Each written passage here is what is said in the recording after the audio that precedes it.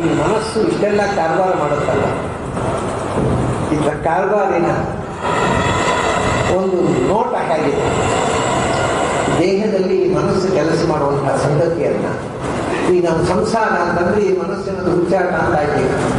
ಬರೀ ಮನಸ್ಸಿನ ಹುಚ್ಚಾಟ ಸಂಸಾರ.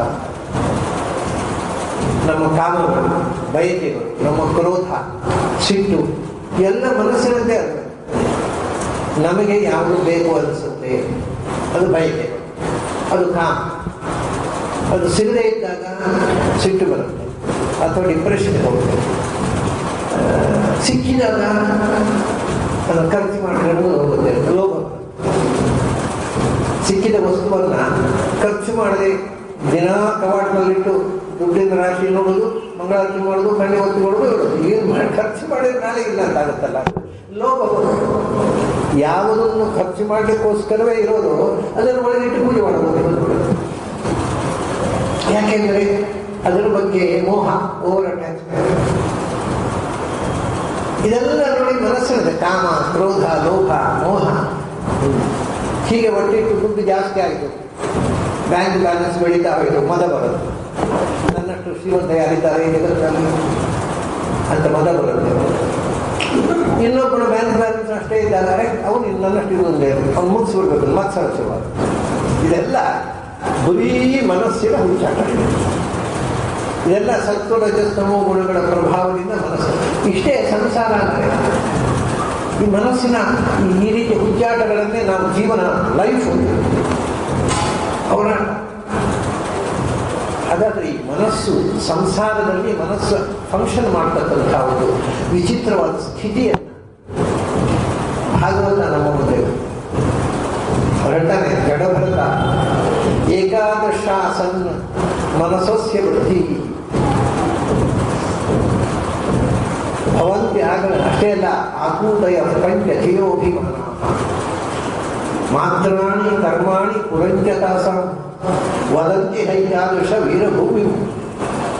ಮನಸ್ಸೋಸ್ಯ ವೃದ್ಧಿ, ಮನಸ್ಸಿನ ಅರಿವಿನ ಪ್ರಪಂಚ.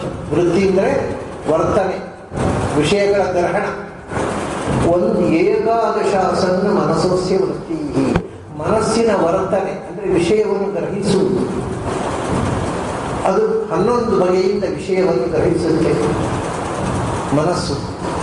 ಸಂಸಾರ ಅಂದರೆ ಈ 11, ಅದೇ 11 ಅಕ್ಷೌಹಿಣಿ ಸೇನೆ ದುರ್ಯೋಧನ. ನಮ್ಮ ಸಂಸಾರವು 11 ಅಕ್ಷೌಹಿಣಿ ಸೇನೆ. ಈ 11 ಅಕ್ಷೌಹಿಣಿ ಸೇನೆ ನಮ್ಮನ್ನ ಹಣ್ಣುಗಾಯಿ ನೀರುಗಾಯಿ ಮಾಡ್ತಾ ಇದೆ. ಏಕಾದಶಾಸನ್ನ ಮನಸ್ಸೋಸ್ಯ ವೃತ್ತಿ, ಮನಸ್ಸಿನ ವೃತ್ತಿಗಳು, ವರ್ತನೆಗಳು, ಗ್ರಹಣಗಳು, ವಿಷಯ ಗ್ರಹಣಗಳು 11 ಬಗೆಯಿಂದ ಆಗುತ್ತೆ. ಯಾವುದು 11? 5 ಜ್ಞಾನೇಂದ್ರಿಯದಿಂದ. ಕಣ್ಣಿನಿಂದ ರೂಪದ ಗ್ರಹಣ, ಕಿವಿಯಿಂದ ಶಬ್ದದ ಗ್ರಹಣ, ಮೂಗಿನಿಂದ ಗಂಧದ ಗ್ರಹಣ, ನಾಲಿಗೆಯಿಂದ ರಸದ ಗ್ರಹಣ, ತ್ವಕಿನಿಂದ ಸ್ಪರ್ಶದ ಗ್ರಹಣ. ಇದು 5 ಆಯ್ತಾ? ಆಮೇಲೆ ಬಾಯಿಯಿಂದ ಮಾತನಾಡುವಿಕೆ, ಇದು ವೃತ್ತಿ, ಬಾಯಿಯ ವೃತ್ತಿ, ಮಾತು. ಕೈಯಿಂದ ಕುಸುರಿ ಕೆಲಸ, ಕಾಲಿನಿಂದ ನಡೆಯುವುದು ಇತ್ಯಾದಿ. ಆಮೇಲೆ ಈ 10 ಜ್ಞಾನೇಂದ್ರಿಯ ಕರ್ಮೇಂದ್ರಿಯಗಳ ವಿವರ ಮುಂದೆ ಹೇಳ್ತಾರೆ. ಅದು 5 ಜ್ಞಾನೇಂದ್ರಿಯಗಳ 5 ವೃತ್ತಿಗಳು, 5 ಕರ್ಮೇಂದ್ರಿಯಗಳ 5 ವೃತ್ತಿಗಳು. ಮತ್ತು ಇದು ಎಲ್ಲದರ ಹಿಂದೆ ಇರುವ ಮನಸ್ಸಿನ ವೃತ್ತಿ. ಮನಸ್ಸು ಇದರಲ್ಲಿ ಫಂಕ್ಷನ್ ಮಾಡದಿದ್ದರೆ ಕಣ್ಣು ಇಂದ್ರಿಯ ಯಾವುದು ಕೆಲಸ ಮಾಡಬೇಕು. ಹಾಗಾದ್ರೆ 10 ಜ್ಞಾನೇಂದ್ರಿಯ ಕರ್ಮೇಂದ್ರಿಯ ಸೇರಿ 10 ಇಂದ್ರಿಯಗಳು, ಅವುಗಳ ಜೊತೆಗೆ ಆಟ ಆಡುವ ಮನಸ್ಸು ಒಟ್ಟಿಗೆ. ಇಷ್ಟು ಮನಸ್ಸಿನದ್ದೇ ವೃತ್ತಿ ಇದ್ದರು. ಕಣ್ಣಿನ ವೃತ್ತಿ ಅಂತ ಒಂದಿಲ್ಲ. ಗ್ರಹಣ ಮಾಡೋದು ಕಣ್ಣಿನ ವೃತ್ತಿ ಅಲ್ಲ, ಕಣ್ಣಿನ ಮೂಲಕ ಮನಸ್ಸು ಗ್ರಹಣ ಮಾಡೋದು ರೂಪವನ್ನು. ಹಾಗಾಗಿ ಮನಸ್ಸಃ ಅಸ್ಯ ಏಕಾದಶಾಸನ್ನ ವೃತ್ತಿ, 11 ಬಗೆಯ ಗ್ರಹಣಗಳು. ಜೀವನ ಅಂದರೆ ಇಷ್ಟೇ.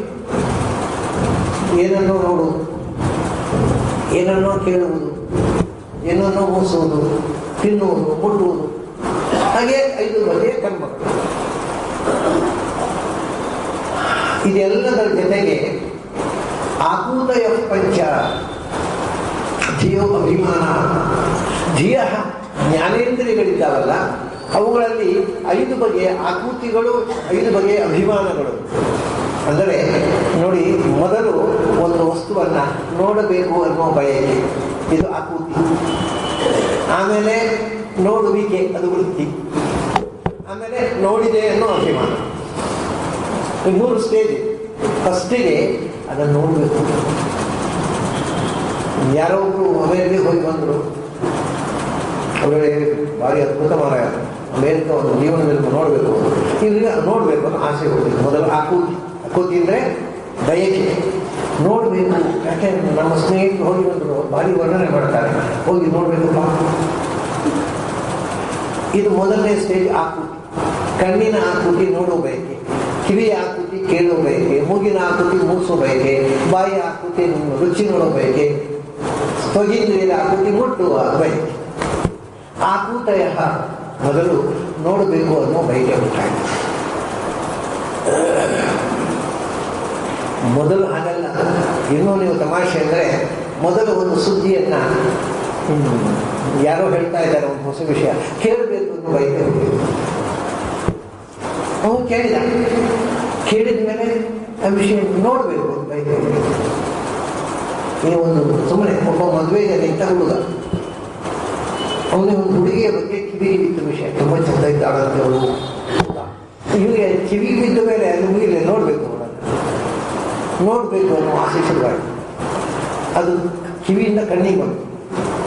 ನೋಡಿದ ಮೇಲೆ ಅಲ್ಲಿ ಮುಗಿಲು ಮುಟ್ಟಬೇಕು ಅನ್ನೋ ಆಸೆ ಶುರುವಾಗುತ್ತೆ. ಒಂದರಿಂದ ಒಂದು ಆಸೆಗಳು ಬೆಳಕೊಂಡು ಹೋಗ್ತವೆ. ಅದು ತಿಂಡಿಯಾಗಿದ್ದರೆ ತಿನ್ನಬೇಕು ಅನ್ನೋ ಆಸೆ, ಹೆಣ್ಣಾಗಿದ್ದರೆ ಮುಟ್ಟಬೇಕು ಅನ್ನೋ ಆಸೆ, ಅದು ಹೂವಾಗಿದ್ದರೆ ಮುಚ್ಚಬೇಕು ಅನ್ನೋ ಆಸೆ. ಅದು ಕಿವಿಯಿಂದ ಕಣ್ಣಿಗೆ ಬಂದು ಕಣ್ಣಿನ ಮೂಗಿಗೆ ಬಾಯಿಗೆ ಕೊಡಲಿಗೆ ಎಲ್ಲ ಭವಿಷ್ಯವಾಗಿ ಆಸೆ. ಪಂಚ ಆಕೂತಯ. ಹೀಗೆ ಕಣ್ಣಿನ ಕಿವಿಯಿಂದ ಒಂದು ಆಸೆ ಹುಟ್ಟಿತು, ಆ ಆಸೆ ಕಣ್ಣಿಗೆ ಬಂತು, ಕಣ್ಣಿನ ಮೂಗಿಗೆ ಬಂತು, ಬಾಯಿಗೆ ತೊಗೆದಿತ್ತು. 5 ಬಗೆಯ ಆಸೆಗಳು. ಅದರಿಂದ ಅದನ್ನು ಕಿವಿ ಕೇಳಬೇಕು ಅಂತ ಆಸೆ ಆಯಿತು, ಕೇಳಿದ. ನೋಡಬೇಕು ಅಂತ ಆಸೆ ಆಯಿತು, ನೋಡಿದ. ಅದನ್ನು ನೋಡಿದ ಮೇಲೆ, ಕೇಳಿದ ಮೇಲೆ ನಾನು ಕೇಳಿದೆ ಇದು ಅಭಿಮಾನ, ನಾನು ಕೇಳಿದೆ ಅನ್ನುವಂಥ ಅಭಿಮಾನಗಳು. ನೀವು ಅಮೇರಿಕಕ್ಕೆ ಹೋಗಬೇಕು ಅಂತ ಆಸೆ ಆಯಿತು, ಹೋಗಿ ಬಂದ ಮೇಲೆ ನಾನು ಅಮೇರಿಕಕ್ಕೆ ಹೋಗಿದ್ದೇನೆ ಅಂತ ಸ್ವಲ್ಪ ಇದು ಬಂತು. ಇದೆಲ್ಲ ಮನುಷ್ಯನಿಗೆ ಸಹಜವಾಗಿ ಬರತಕ್ಕಂಥ ಫಂಕ್ಷನ್. ಮೊದಲು ಬಯಕೆ, ಆಮೇಲೆ ಗ್ರಹಣ, ಅದರ ನಂತರ ಅಭಿಮಾನ. ಪಂಚ ಜೀವೋ ಆಕೃತಯ ಪಂಚ ಜೀವೋಭಿಮಾನ. ಒಂದು ತಮಾಷೆ ಅಂದರೆ, ಜ್ಞಾನೇಂದ್ರಿಯದ 5 ಬಯಕೆಗಳು ಮತ್ತು 5 ಅಭಿಮಾನಗಳು, 5 ಗ್ರಹಣಗಳು ಉಂಟು.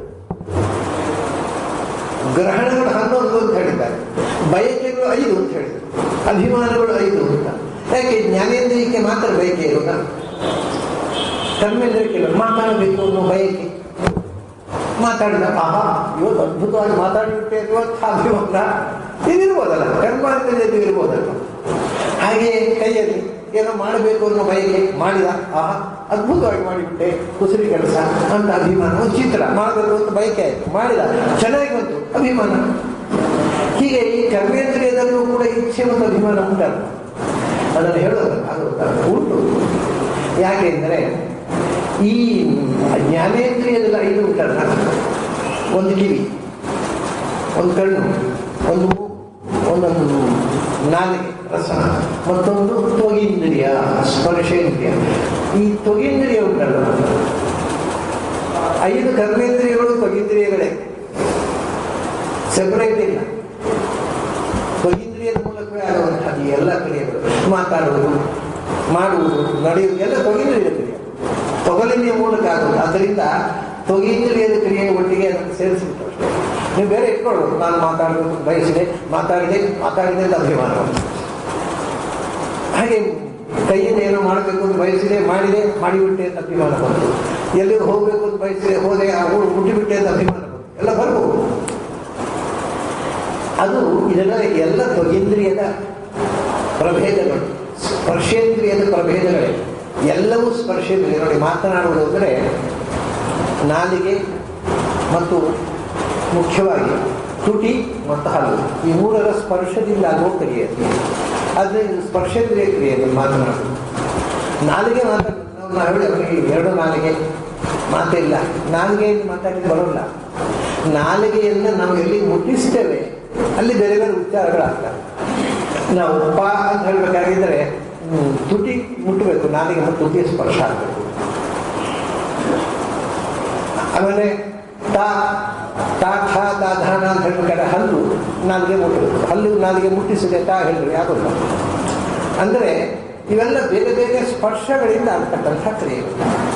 ಬರೀ ನಾಲಿಗೆಯಿಂದ ಮಾತಾಡಲಿಕ್ಕಾಗಲ್ಲ. ನಾಲಿಗೆಯಿಂದ ತುಟಿಗೆ, ಹಲ್ಲಿಗೆ ಕೆಲವೊಮ್ಮೆ ಮೇಲೆ ಸ್ಪರ್ಶ ಕೊಡಬೇಕು, ಕೆಲವೊಮ್ಮೆ ಕೆಳಗೆ ಸ್ಪರ್ಶ ಕೊಡಬೇಕು, ಕೆಲವೊಮ್ಮೆ ತುಟಿಗೆ, ಕೆಲವೊಮ್ಮೆ ನಾಲಿಗೆಗೆ, ಕೆಲವೊಮ್ಮೆ ಹಲ್ಲಿಗೆ. ಇವು ಇದೆಲ್ಲ ಬೇರೆ ಬೇರೆ ಸ್ಪರ್ಶಗಳಿಂದ ಆಗುವಂಥದ್ದು ಮಾತುಗಾರಿ. ಆಮೇಲೆ ಕೈಯಲ್ಲಿ ಕುಸಲಿ ಕೆಲಸ ಅದು ಮುಟ್ಟದೆ ಆಗಲ್ಲ. ಒಂದು ಬ್ರಷ್ ತಗೊಂಡ, ಪೇಂಟ್ ತಗೊಂಡ, ಒಂದು ಪೇಪರ್ ತಗೊಂಡ, ಇದೆಲ್ಲವೂ ಸ್ಪರ್ಶ. ತೊಗಿಂದ್ರಿಯದ ಸ್ಪರ್ಶದಿಂದ ಆಗುವ ಕ್ರಿಯೆ ಅಲ್ವಾ. ಅಥವಾ ಒಂದು ಮರದ ಬೊಂಬೆ ತಗೊಂಡ, ಅದನ್ನು ಕೆತ್ತಿದ, ಕಲ್ಲು ಕೆತ್ತಿದ, ಎಲ್ಲವೂ ಸ್ಪರ್ಶೇಂದ್ರಿಯದ. ಆ ಕಲ್ಲಿನ ಸ್ಪರ್ಶ ಮತ್ತು ಇವನ ಹಾಗೆ ಎಲ್ಲ ಇಂದ್ರಿಯಗಳ ಸ್ಪರ್ಶದಿಂದ ಆಗತಕ್ಕಂಥ ಅದು ಅನುಭೂತಿ ಮತ್ತು ಇಚ್ಛೆ ಮತ್ತು ಅಭಿಮಾನ. ಹಾಗಾಗಿ ಅದನ್ನು ಇದಕ್ಕೆ ಸೇರಿಸಬೇಕು. ಪಂಚ ಆಗುದಯ ಅದನ್ನು ಮೂಲಭೂತವಾಗಿ 5 ಬಯಕೆಗಳು. 5 ಬಯಕೆಗಳು.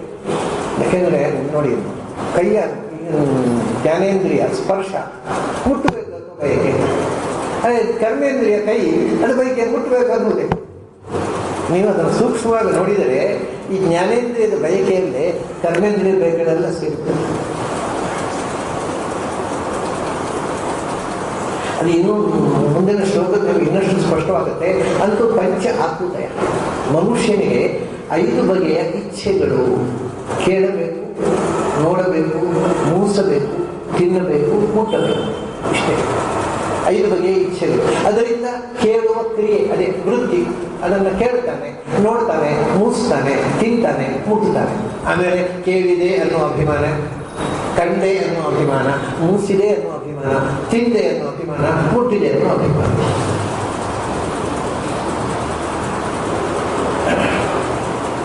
ಇದು ಒಂದೊಂದೇ ಅಭಿಮಾನವಾಗಿದೆ. ಇದೆಲ್ಲ ನಾನು ಆಗ ಹೇಳಿದೆ ನೋಡಿ, ಒಬ್ಬ ಹುಡುಗನಿಗೆ ಒಂದು ಸುದ್ದಿ ಕೇಳಿದ, ಆ ಹುಡುಗಿ ತುಂಬ ಚೆನ್ನಾಗಿದ್ದಾಳೆ, ಸರಿ ನೋಡಬೇಕು ಅಂತ ಆಸೆ ಆಯಿತು. ನೋಡಿದ, ಖುಷಿಯಾಯಿತು. ಮುಟ್ಟಬೇಕು ಅಂತ ಆಸೆ ಆಯಿತು. ಹೆಸರು ಕೊಡ್ಲಿಕ್ಕಾಗತ್ತಾ? ಎಲ್ಲೇ ಅಕಸ್ಮಾತ್ ಮುಟ್ಟಿಬಿಟ್ರೆ ಆ ಹುಡುಗಿಗೆ ನನ್ನ ಕೈ ತಾಗಿದೆಯ್ಯ ಆನಂದವಾಗಿರುತ್ತೆ ಅಂತ ಏನು ಪ್ರಮಾಣ. ದೇವರನ್ನು ಮುಟ್ಟಿದಷ್ಟು ಆನಂದ ಆಗಲ್ಲ. ಆ ಹುಡುಗಿ ಕೈ ತಾಗಿಬಿಡುತ್ತೆ, ಇವತ್ತು ನನ್ನ ಜನ್ಮ ಸಫಲ ಆಯಿತು ಅಂತ. ಒಂದು ಸರ್ತಿ ಅಲ್ಲ, ಇದು ತಮಾಷೆಗಳಿ ನಡೆದಕ್ಕೆ. ಒಂದು ಸರ್ತಿ ಪಾಪ ನಮ್ಮ ವಿಷ್ಣುವರ್ಧನ ಇದ್ದಾರಲ್ಲ, ಅವನು ಉಡುಪಿ ಬನ್ನಿ ಅಂತ ಕರೆದೆ. ನಾನು ಮಠದಲ್ಲಿ ಅವರನ್ನ ಕರೆದು ಸನ್ಮಾನ ಮಾಡಿದ್ರು. ಉಡುಪಿಗೆ ಬಂದಿತ್ತು. ಸರಿ, ಅವ್ರನ್ನ ಸ್ವಾಮಿಗಳ ಹತ್ರ ಕರ್ಕೊಂಡು ಹೋದೆ ನಾನು. ಒಂದು ಸ್ವಾಮಿಗಳ ಹತ್ರ ಉಪ್ಪರಿಗೆ, ಕೃಷ್ಣ ಮಠದ ಉಪ್ಪರಿಗೆಯಲ್ಲಿ ಸ್ವಾಮಿಗಳ ಕೋಣೆಯಲ್ಲಿ ನಾನು ಮತ್ತು ವಿಷ್ಣುವರ್ಧನ ಸ್ವಾಮಿಗಳ ಕೂತು ಮಾತಾಡ್ತಾ ಇದ್ದೇವೆ. ಅದು ಬಾಗಿಲು ತನಕ ಕ್ಯೂ. ಆ ಉಪ್ಪರಿಗೆಯಿಂದ ರಾಜಾಂಗಣ ತನಕ ಕ್ಯೂ ಹುಡುಗಿಯರು. ವಿಷ್ಣುವರ್ಧನ ಹೊಡೆಯಿದ್ದ ನೋಡಬೇಕು. ಇವೆಲ್ಲ ಬರೀ ಹುಡುಗಿಯರು ಅಂತ ಅವರು ಹೊರಗೆ ಕರ್ಕೊಂಡು ಬಂದೆ. ಒಂದು ಹುಡುಗಿ ಕೈ ಮುಂದೆ ಮಾಡಿದ್ದು, ಯಾವ ಕೈ ಕುರಿಯೋದು ಅವಳು ಬಿಟ್ಟುಬಿಟ್ಟ. ವಿಷ್ಣುವರ್ಧನ ಬಿಟ್ಟುಬಿಟ್ಟ. ನನ್ನ ಜನ್ಮ ಅಂತ ಆ ಹುಡುಗಿಯರನ್ನು ಎಕ್ಸ್ಪ್ರೆಸ್ ಮಾಡಿದ್ರೆ ಮುಗಿಕೊಳ್ಳಿಕ್ಕಾಗದೆ ಅನ್ನತ್ತೆ. ನನ್ನ ಖಂಡಿತು ಉಡುಪಿಯ ಮರ್ಯಾದೆ ತೆಗಿಬೇಡಪ್ಪ, ಸ್ವಲ್ಪ ಸಭ್ಯವಾಗಿ ನಡೆದುಕೊಳ್ತಾನೆ ಆ ಹುಡುಗಿಗೆ. ಅಂದರೆ ಮೈ ಮರೆತು ಹೋಗುತ್ತೆ. ಆ ಅನುಭವದಲ್ಲಿ ನಾನು ಎಲ್ಲಿದ್ದೇನೆ ಏನು ಎಲ್ಲ ಮರೆತು ಹೋಗುತ್ತೆ. ಅಂಥ ಸೆಳೆತ, ಯೌವನದ ಸೆಳೆತ ಏನು ಮಾಡಬೇಕಾಗುತ್ತೆ. ಅದು ಹುಡುಗರಿಗೂ ಸಮಾನ, ಹುಡುಗಿಯರಿಗೂ ಸಮಾನ. ಆ ಯೌವನದ ಸೆಳೆತದಲ್ಲಿ ಅವ್ರು ಏನು ತಪ್ಪು ಮಾಡಿದ್ರು ಅದನ್ನು ತಿಳಿಸ್ಕೊಡ್ತಾರೆ, ತಡ್ಕೊಳ್ಳಿಕ್ಕಾಗಲ್ಲ. ಅದು ಇದೆ ಆ ಅಭಿಮಾನ. ಅದಕ್ಕೆ ನಾನು ವಿಷ್ಣುವರ್ಧನ ಮುಟ್ಟಿಬಿಟ್ಟೆ ಅಂತ ಅಭಿಮಾನದಲ್ಲಿ ಅದು ಏನು ಮಾಡ್ಕೋತಿಲ್ಲ. ಅವರಿಗೆ ಚಪ್ಪರಿಸೋದು ಬಾಯಿ. ಇದು ಪಂಚಧಿಯೋ ಅಭಿಮಾನ. ಆಗುವುದಯ ಪಂಚಧಿಯೋಭಿಮಾನ. 5 ಬಗೆಯ ಅಭಿಮಾನಗಳು, 5 ಬಗೆಯ ಬಯಕೆಗಳು, 5 ಬಗೆಯ ಗ್ರಹಣಗಳು. ಒಟ್ಟು 11 ಇಂದ್ರಿಯಗಳು, 11 ಗ್ರಹಣಗಳು. ಆಯ್ತು, ಇದೇ 11 ನಮ್ಮನ್ನು ಕೆಡಿಸುವಂತಹ 11 ಅಕ್ಷೋಹಿಣಿ ಕೌರವ ಸೇನೆ. ಅಷ್ಟೇ ಅಲ್ಲ, ಈ ಏಕಾದಶಾದಲ್ಲಿ ಅವರು ಹೇಳ್ತಾರೆ, ಮಾತ್ರಾಣಿ ಕರ್ಮಾಣಿ ಪುರಂಚಕ ಸಾಮ. ಈ ಗ್ರಹಣಕ್ಕೆ 11 ಜಾಗಗಳಿರ್ತದೆ, 11 ಅಧಿಷ್ಠಾನಗಳು. ಅಲ್ಲಿಂದ ಈ ಗ್ರಹಣ ಮಾಡುವುದು. ಎಲ್ಲಿ? ಮಾತ್ರಾಣಿ ಜ್ಞಾನೇಂದ್ರಿಯಕ್ಕೆ 5 ಮಾತ್ರೆಗಳು, ಶಬ್ದ, ಸ್ಪರ್ಶ, ರೂಪ, ರಸ, ಗಂಧ. ಇವು 5 ಸ್ಥಾನಗಳು. ಮಾತ್ರಾಣಿ ಪುರ ಅವುಗಳ ಅಧಿಷ್ಠಾನ ಭೂಮಿ. ಗ್ರಹಣ ಮಾಡುವ ಜಾಗಗಳು, ಅವುಗಳ ವಿಹಾರ ಸ್ಥಾನಗಳು. ಕಣ್ಣಿಗೆ ವಿಹಾರ ಸ್ಥಾನ ಯಾವುದು? ರೂಪ. ಕಿವಿಗೆ ವಿಹಾರ ಸ್ಥಾನ ಶಬ್ದ. ಶಬ್ದ, ಸ್ಪರ್ಶ, ರೂಪ, ರಸ, ಗಂಧ ಅನ್ನತಕ್ಕ 5 ವಿಹಾರ ಭೂಮಿಗಳು. ಆಮೇಲೆ ಕರ್ಮಾಣಿ, ಕರ್ಮೇಂದ್ರಿಯಕ್ಕೆ 5 ವಿಹಾರ ಭೂಮಿಗಳು, ಕರ್ಮಗಳು. 5 ಇಂದ್ರಿಯಗಳ ಮೂಲಕ 5 ಕರ್ಮಗಳು. ಆ ಕರ್ಮಗಳ ವಿವರ ಎಲ್ಲ ಮುಂದೆ ಬರುತ್ತೆ, ಅದನ್ನಿಗೆ ಬಿಟ್ಟೋಣ. ಕರ್ಮಗಳು 5 ಇಂದ್ರಿಯಗಳ ಮೂಲಕ 5 ಕ್ರಿಯೆಗಳು. ಅದು ಏನು ಅಂತ ಮುಂದೆ ಭಾಗವತವೇ ಹೇಳುತ್ತೆ. ಸ್ಥೂಲವಾಗಿ ನಮ್ಗೆ ಗೊತ್ತಿದೆ ಕರ್ಮಾಣಿ. ಆಮೇಲೆ ಇದೆಲ್ಲ ಈ 5 ಕರ್ಮಗಳು, 5 ವಿಷಯಗಳು ಕೆಲಸ ಮಾಡುವುದಲ್ಲಿ ಹೊರಗೆ ಈ ದೇಹದಲ್ಲಿ. ನಿಮ್ಮ ದೇಹದಲ್ಲಿ ನನ್ನ ಮನಸ್ಸು ಕೆಲಸ ಮಾಡುವುದಿಲ್ಲ, ನನ್ನ ದೇಹದಲ್ಲಿ. ಹಾಗಾದರೆ ಈ 10ರ ಒಟ್ಟಿಗೆ 11ನೇದು ದೇಹ. ಈ 11 ವಿಹಾರ ಭೂಮಿ, ನಮ್ಮ ಈ 11 ಇಂದ್ರಿಯಗಳ ವಿಹಾರ ಭೂಮಿ. ಮಾತ್ರಾಣಿ ಕರ್ಮಾಣಿ ಪುರಂಜನ ವದಂತಿಹ ಏಕಾದಶ. ಇದು 11. 5 ವಿಷಯ ಜ್ಞಾನೇಂದ್ರಿಯಗಳಿಗೆ, 5 ಕರ್ಮೇಂದ್ರಿಯ ಮತ್ತು ಈ ದೇಹ. ಈ ದೇಹದಲ್ಲೇ ಇದ್ದು ಮನಸ್ಸಿನ ಚಟುವಟಿಕೆ. ಇವು 11 ಸ್ಥಾನಗಳು. ವದಂತಿ ಏಕಾದಶ ವೀರಭೂಮಿ. ವೀರ ಅಂತ ರಘುಗಣನನ್ನು ಸಂಬೋಧನೆ ಮಾಡಿ. ಓಂ ಮಹಾವೀರನಾಗಿರ್ತಕ್ಕಂಥ ರಘುಗಣನೇ. ಅದರ ಜೊತೆಗೆ ಏಕಾದಶ ಭೂಮಿ ಮೊದಲು. ಈ ಇದಕ್ಕೆ 11 ಇವುಗಳು ಇರೋ ಸ್ಥಾನಗಳು, ಗೋಲಕಗಳು. ಅಂದರೆ ಅವು ಇರೋದು ಎಲ್ಲ ಇಂದ್ರಿಯಗಳು ಇರೋದು ಹಾರ್ಟ್ನಲ್ಲ. ಸೂಕ್ಷ್ಮ ಶರೀರದಲ್ಲಿ ಇಂದ್ರಿಯಗಳು ಇರೋದು. ಕಣ್ಣು ಇಲ್ಲಿಲ್ಲ, ಇಲ್ಲಿದೆ. ಯಾಕಂದ್ರೆ ಸೂಕ್ಷ್ಮ ದೇಹದಲ್ಲಿ ಇಂದ್ರಿಯಗಳಿರೋದು ಅದು ಎಲ್ಲ. ಯಾಕೆಂದರೆ ನೋಡಿ, ಜೀವ ದೇಹ ಬಿಟ್ಟು ಹೊರಟು ಹೋಗುವಾಗ ಅವನೊಟ್ಟಿಗೆ ಇಂದ್ರಿಯಗಳು ಹೋಗ್ತಾರೆ. ಅವನೊಟ್ಟಿಗೆ ಹೋಗುವಂಥದ್ದು ಈ ದೇಹ ಅಲ್ಲ, ಸೂಕ್ಷ್ಮ ಶರೀರ, ಸಟಲ್ ಬಾಡಿ, ಏರಿಯಲ್ ಬಾಡಿ. ಅಂದರೆ ಎಲ್ಲ ಇಂದ್ರಿಯಗಳು ಇರೋದು ಸಟಲ್ ಬಾಡಿಯಲ್ಲಿ. ಆದರೆ ಅದರ ಗೋಲಕ, ಅಂದರೆ ಅದರ ಅಭಿವ್ಯಕ್ತಿ ಸ್ಥಾನ ಇದೆ. ಎಲ್ಲಿರುವ ಕಣ್ಣು ನೋಡುವುದು ಇದರ ಮೂಲಕ. ಇದು ಕಣ್ಣಿನ ಗೋಳಕ, ಲೆನ್ಸ್. ಇದು ಕಿವಿಯ ಗೋಳಕ. ಹೀಗೆ 11 ಗೋಳಕಗಳು. ಅದಕ್ಕೆ 11 ಅಭಿವ್ಯಕ್ತಿ ಸ್ಥಾನಗಳು, ಕ್ರೀಡಾ ಸ್ಥಾನಗಳು, ಅವುಗಳು ನೆಲೆಸುವ ಸ್ಥಾನಗಳು 11. ಹೀಗೆ ಬರೇ 11ರಲ್ಲಿ ಈ 11 ಗೆಲ್ಲಬೇಕಾಗಿದ್ದರೆ 7 ಬೇಕು. 11 ಪಾಂಡವರ 7 ಬೇಕು. ಪಾಂಡವರುಗಳು ಯಾವುದು? ಪ್ರಾಣದೇವರ ಪಂಚರೂಪಗಳು ಮತ್ತು ಲಕ್ಷ್ಮೀನಾರಾಯಣ. ಅದೇ 7. ಅದು 7 ಅತ್ಯಂತ ಆ ಕಡೆಗೆ ನಾವು ಹೊರಡಿ ಬಿಟ್ಟರೆ ಈ 11 ಹೊರಟೋಗ್ತದೆ. ಅದೇ ಅಂತರ್ಮುಖ ಆಗುವುದು. ಅದರಿಂದ ವದಂತಿ ಏಕಾದಶ ವೀರಭೂಮಿ. ಇವು 11. ಈ 11ರದ್ದೇ ಕಾರ್ಬಾರ್, ಇದೇ ಸಂಸಾರ. ಅದನ್ನು ಇನ್ನಷ್ಟು ಸ್ಪಷ್ಟವಾಗಿ ಹೇಳ್ತಾರೆ. ಏನು ಅಂದರೆ, ಗಂಧ ಪ್ರತಿಸ್ಪರ್ಶ ರಸಶ್ರವಾಂಸಿ ವಿಸರ್ಗತ್ಯಭಿಜಲ್ಪ ಶಿಲ್ಪ. ಮೊದಲು 10 ಇಂದ್ರಿಯಗಳ ಕಾರ್ಯಕ್ರಮ ನೋಡೋಣ. ಮೊದಲು ಗಂಧ ಪ್ರತಿಸ್ಪರ್ಶ ರಸಶ್ರವಾಂಸಿ. ಮೊದಲು ಗಂಧ ಅಂದರೆ ಮೂಗಿನಿಂದ ನಡೀತಕ್ಕಂಥ ಚಟುವಟಿಕೆ. ಮೂಗಿನಿಂದ ವಸ್ತುವನ್ನು ಮೂಸಿ ಅದನ್ನು ಗ್ರಹಿಸು. ಅದು ಸುಗಂಧ ಇರ್ಬೋದು, ದುರ್ಗಂಧ ಇರ್ಬೋದು. ಮೂಗು ಗ್ರಹಣ ಮಾಡುತ್ತೆ. ಸುಗಂಧ ಅಂದರೆ ಮೂಗು ಅರಳುತ್ತೆ, ದುರ್ಗಂಧ ಅಂದರೆ ಮೂಗು ಮುರಿಯುತ್ತೆ ಅಷ್ಟೇ. ಅದು ಗ್ರಹಣ ಮಾಡಿಯೇ ಮಾಡುತ್ತೆ ಮೂಗು. ಗಂಧ.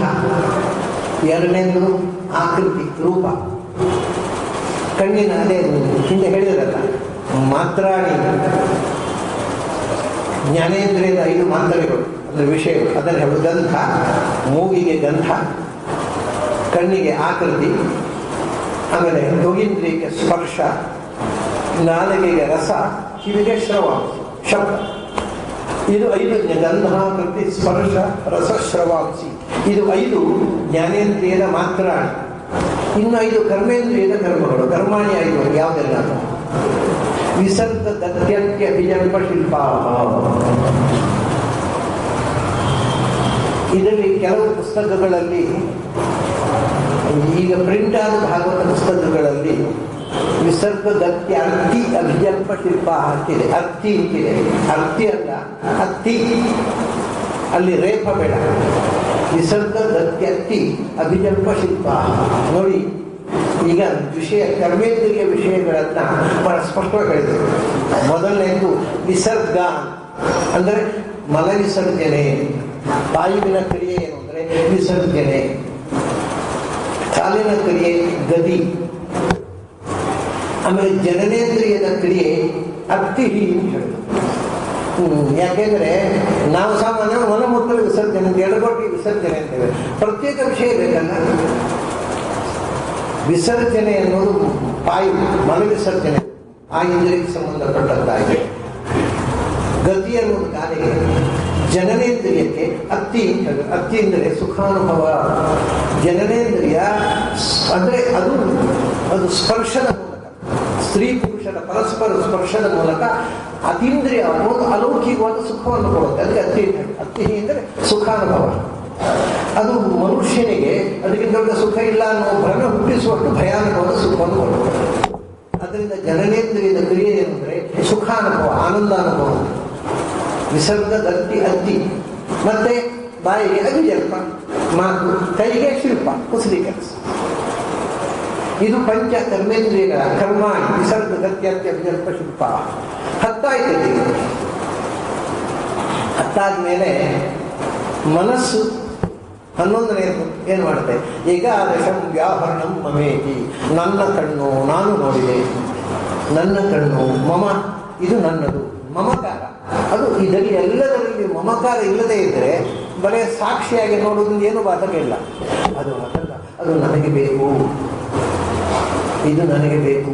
ಈ ನನಗೆ ನನ್ನದು ಸಿಗೋ ತನಕ ನನಗೆ ಬೇಕು, ಸಿಕ್ಕಿದ ಮೇಲೆ ನನ್ನದು.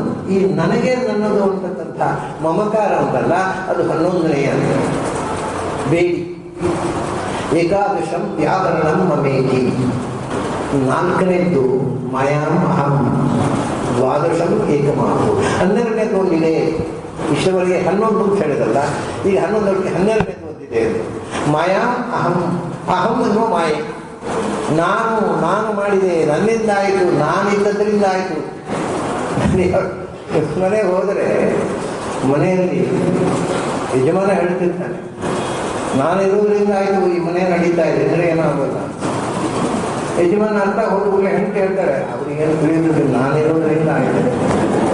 ಪ್ರತಿಯೊಬ್ಬರಿಗೂ ಹೊರಗೆ ನಾನಿರೋದ್ರಿಂದ ಜಗತ್ತಿರೋದು ಅಂತ. ಜಗತ್ತಿರೋದ್ರಿಂದ ನಾನಿರೋದಲ್ಲ, ನಾನಿರೋದ್ರಿಂದ ಜಗತ್ತಿರೋದು. ಸೂರ್ಯ ಉದಯ ಆಗಲೇ ನನ್ನಿಂದ ಅನ್ನೋ ಹಾಗೆ ನಾವು ಮಾತಾಡ್ತೇವೆ. ಈ ಈಗೋ ಉಂಟಲ್ಲ, ನಾನು ಅನ್ನೋದು ಅದು 12ನೇ ಬೇರೆ. ಈ 12ರ ಬೇರೆಯೇ ಸಂಸಾರ. ಮಯಾಂ ಅಹಂ ದ್ವಾದಶ ಏಕಮಾಹು. ತಮಾಷೆ ಅಂದರೆ ಇದು 12 ವರ್ಷ.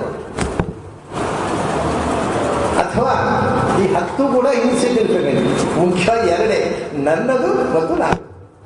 ಏಕಾದಶ ದ್ವಾದಶ ಇದೇ 2 ಸಂಸಾರ ಅಂದರೆ ನಾನು ಮತ್ತು ನನ್ನದು. ಅದು ತೆಗೆದು ಬಿಟ್ರೆ ಕಣ್ಣಿನಿಂದ ನೋಡೋದು ಏನು ಬಾಧಕ ಇಲ್ಲ, ಕಿವಿಯಿಂದ ಕೇಳೋದು ನಾನು ಮತ್ತು ನನ್ನದು. ಇದು 2 ಕಡೆ ಹೇಳೋದು. ದ್ವಾದಶಂ ಏಕ. ಅಥವಾ ನಾನು ಅನ್ನೋ ಅಹಂಕಾರ ಒಂದೇ ಸಾಕು. ಮಮ ಅನ್ನೋದು ಅದರದ್ದೇ ಮರಿ, ಅದರ ಬೈ ಪ್ರಾಡಕ್ಟ್. ನಾನು ಅನ್ನೋ ಇವ ಒಂದೇ ಸಂಸಾರ.